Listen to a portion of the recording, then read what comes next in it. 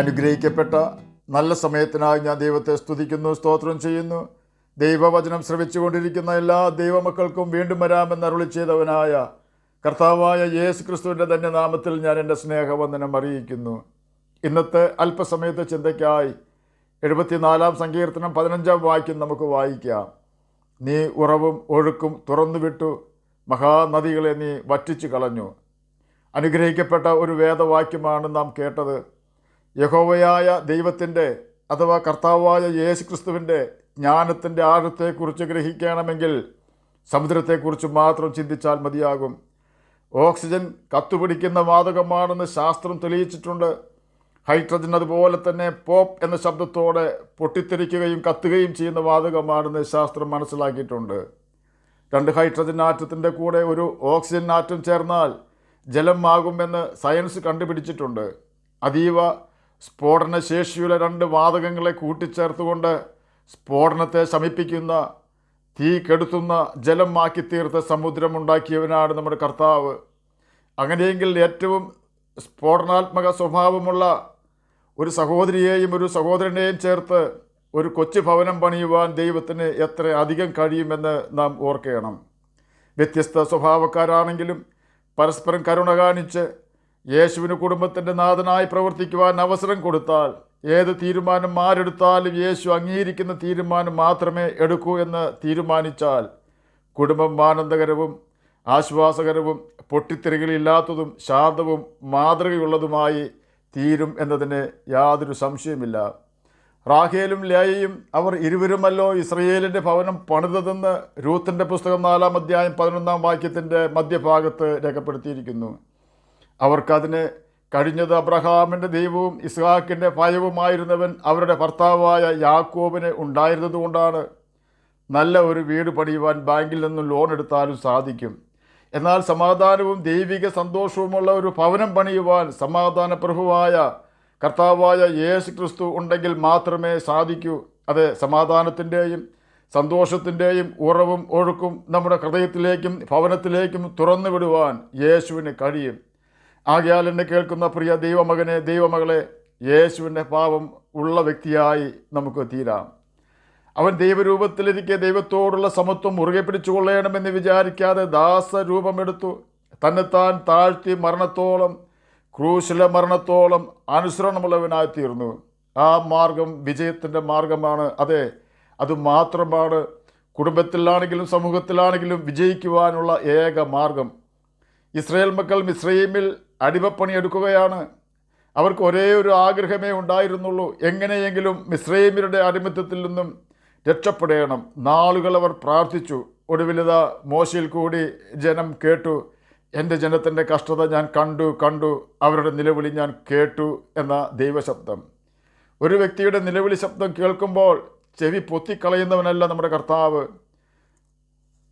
ദൈവദോഷിയായ Israel രാജാവായ ആഹാബുമായി സംബന്ധം കൂടുകയും ആഹാബിനാൽ വഞ്ചിക്കപ്പെട്ട് രാമോത്തിലേക്ക് യുദ്ധത്തിന് പോവുകയും രാജവസ്ത്രം ധരിച്ച് ഇസ്രായേൽ രാജാവ് താനാണെന്ന് തോന്നുമാറ് രഥത്തിൽ ഇരിക്കുകയും ചെയ്ത യഹൂദ രാജാവായ യഹോശാഫാത്ത് തൻ്റെ മരുമകനും യഹോശാഫാത്തിൻ്റെ മകനുമായ വ്യക്തിയെ യഹോശാഫാത്തിൻ്റെ മരണശേഷം യഹൂദ രാജാവാക്കണമെന്ന ലക്ഷ്യത്തോടെ താൽക്കാലികമായി അരാം സൈന്യത്തിൻ്റെ മുമ്പിലേക്ക് ഇസ്രായേൽ രാജാവാക്കി വേഷം കെട്ടിച്ച് ആഹാബ് യഹോശാഫാത്തിനെ വിട്ടിരിക്കുകയാണ്. ഒരു ദൈവമകനായിരുന്ന യഹോശാഫാത്തിന് ആഹാബിൻ്റെ വഞ്ചന മനസ്സിലായില്ല. അരാം രാജാവ് സൈനിക മേധാവികൾക്ക് കൽപ്പന കൊടുത്തിരുന്നത്, നിങ്ങൾ മറ്റാരോട് യുദ്ധം ചെയ്യാതെ ഇസ്രായേൽ രാജാവിനോട് മാത്രം പടയേൽക്കണം, അവനെ കൊല്ലണം എന്നായിരുന്നു. ആകയാൽ ഒരേ സമയം അനേക രഥനായകന്മാർ യഹോശാഫാത്ത് ഇസ്രായേൽ രാജാവാണെന്ന് ഉള്ള ചിന്തയാൽ അവനെ കൊല്ലുവാൻ അടുത്തു. എന്നാൽ യഹോവയിൽ മാത്രം ആശ്രയം വെച്ച് യഹോവയെ സകലത്തിലും അനുസരിക്കുന്ന യഹോശാഫാത്ത് തൻ്റെ രഥത്തിൽ ഇസ്രായേൽ രാജാവായ ആഹാബിൻ്റെ രാജവസ്ത്രം ധരിച്ചിരിക്കുമ്പോൾ തന്നെ യഹോവയോട് നിലവിളിച്ചു. ഉടനെ രഥനായകന്മാർക്ക് മനസ്സിലായി ഇവൻ ഇസ്രായേൽ രാജാവല്ല എന്ന്. അപ്പോൾ തന്നെ രഥനായകന്മാർ യഹോശാഫാത്തിനെ വിട്ടുപോയി. 2 ദിനവൃത്താന്ത പുസ്തകം 18 അധ്യായത്തിൽ ഇതിനെക്കുറിച്ച് രേഖപ്പെടുത്തിയിരിക്കുന്നു. എന്നെ കേൾക്കുന്ന പ്രിയ ദൈവമകനെ, ദൈവമകളെ, കാട്ടുപോത്തിൻ്റെ കൊമ്പുകൾക്കിടയിൽ പ്രാർത്ഥനയ്ക്ക് മറുപടി തരുന്ന ഒരു നല്ല കർത്താവാണ് കർത്താവായ യേശു ക്രിസ്തു അഥവാ യഹോവയായ ദൈവം. പാപം ചെയ്യാതെ നമ്മുടെ നാവിനെയും വ്യാജം പറയാതെ നമ്മുടെ അതിർത്തിയെയും നാം സൂക്ഷിക്കണം എന്ന് മാത്രം.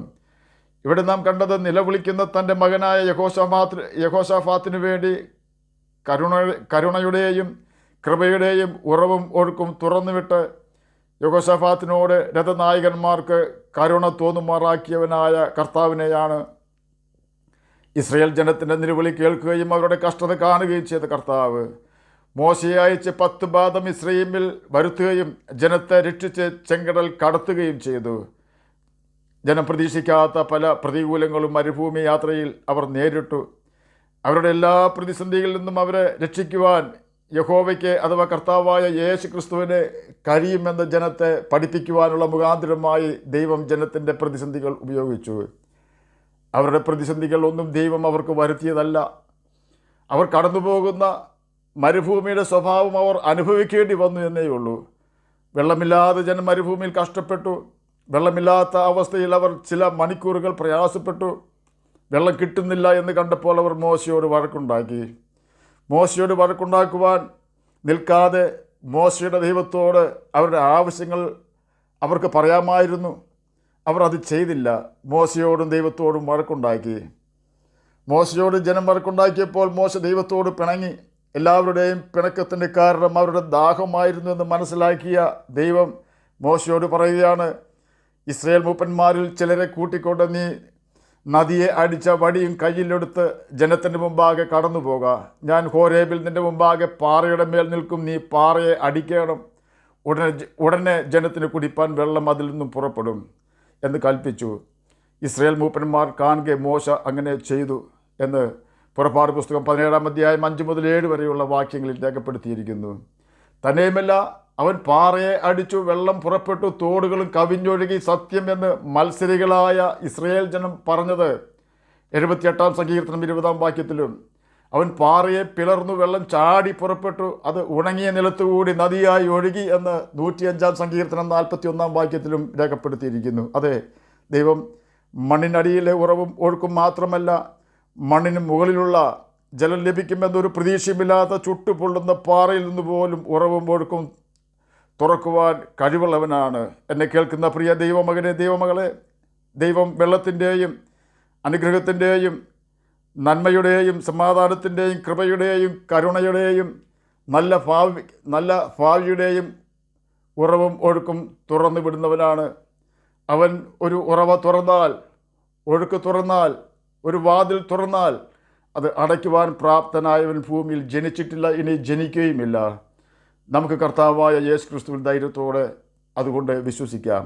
എന്നാൽ ഏത് ഒഴുക്കാണെങ്കിലും ഉറവയാണെങ്കിലും അത് നമ്മുടെ ഒരു ചെറിയ പാപത്തിന് പോലും അടയ്ക്കുവാൻ കഴിയും എന്ന യാഥാർത്ഥ്യം നാം മറന്നു പോകരുത്. പാപം ചെയ്ത് ഏതെങ്കിലും അനുഗ്രഹത്തിൻ്റെ നീരുറവയുടെ ഒഴുക്കും ഉറവും നാം അടച്ചിട്ടുണ്ടോ? ആ കല്ല് നാം തന്നെ എടുത്തു മാറ്റണം. എങ്ങനെയാണ് ആ കല്ലെടുത്തു മാറ്റേണ്ടത്? ആരോടാണോ തെറ്റ് ചെയ്തത് ആ വ്യക്തിയോട് മാപ്പ് ചോദിക്കണം. അതിനുശേഷം നമ്മുടെ വീണ്ടെടുപ്പുകാരനായ കർത്താവായ യേശു ക്രിസ്തുവിനോട് മാപ്പ് ചോദിക്കണം. എന്നാൽ നിശ്ചയമായും നമ്മുടെ ഒരു ഉറവയും ഒഴുക്കും തടഞ്ഞു വയ്ക്കുവാൻ കർത്താവ് ആരെയും സമ്മതിക്കുകയില്ല. ആ ശ്വാസം കൊണ്ട് നമ്മെ കർത്താവായ യേശു ക്രിസ്തു നിറയ്ക്കുക തന്നെ ചെയ്യും. ആകയാൽ നമുക്ക് യേശുവിനെ അനുസരിക്കുകയും നിത്യജീവൻ അവകാശികളായി തീരുകയും ചെയ്യാം. അതിന് കർത്താവ് നമ്മെ സഹായിക്കട്ടെ എന്ന് പ്രാർത്ഥിച്ചുകൊണ്ട് ഞാൻ എൻ്റെ വാക്കുകളിൽ നിന്ന് വിരമിക്കുന്നു. നമുക്ക് പ്രാർത്ഥിക്കാം. ഞങ്ങളെ സ്നേഹിക്കുന്ന സ്വർഗീയ പിതാവേ, നല്ല വചനത്തിനായി അങ്ങയെ സ്തുതിക്കുന്നു, സ്തോത്രം ചെയ്യുന്നു. എന്നെ കേൾക്കുന്ന ഏതെങ്കിലും പ്രിയപ്പെട്ടവരുടെ അനുഗ്രഹത്തിൻ്റെ ഉറവ് നിന്നുപോയെങ്കിൽ അത് തുറന്നു കൊടുക്കണമെന്ന് പ്രാർത്ഥിക്കുന്നു. എന്നെ കേൾക്കുന്ന ഏതെങ്കിലും പ്രിയപ്പെട്ടവർ അങ്ങേ തിരിച്ചറിയാതിരിക്കുന്നുവെങ്കിൽ അങ്ങേ തിരിച്ചറിയുവാൻ തക്ക ഹൃദയദൃഷ്ടി അങ്ങ് അവർക്ക് തുറന്നു കൊടുക്കണമെന്ന് പ്രാർത്ഥിക്കുന്നു. അങ്ങയുടെ കൽപ്പനകൾ അനുസരിച്ച് നിത്യജീവൻ അവകാശികളായി തീരുവാൻ അടിയനെ കേൾക്കുന്ന അങ്ങനെ കുഞ്ഞുങ്ങളെ സഹായിക്കണമേ. പഠിക്കുന്ന കുഞ്ഞുങ്ങൾക്ക് പഠിക്കുവാനുള്ള ബുദ്ധിയും ജ്ഞാനവും ഓർമ്മശക്തിയും കൊടുക്കണമേ. പ്രാർത്ഥന കേട്ടതിനായി സ്തോത്രം. യേശുവിൻ്റെ നാമത്തിൽ തന്നെ ആമേൻ. കർത്താവ് എല്ലാവരെയും അനുഗ്രഹിക്കട്ടെ. സ്തോത്രം.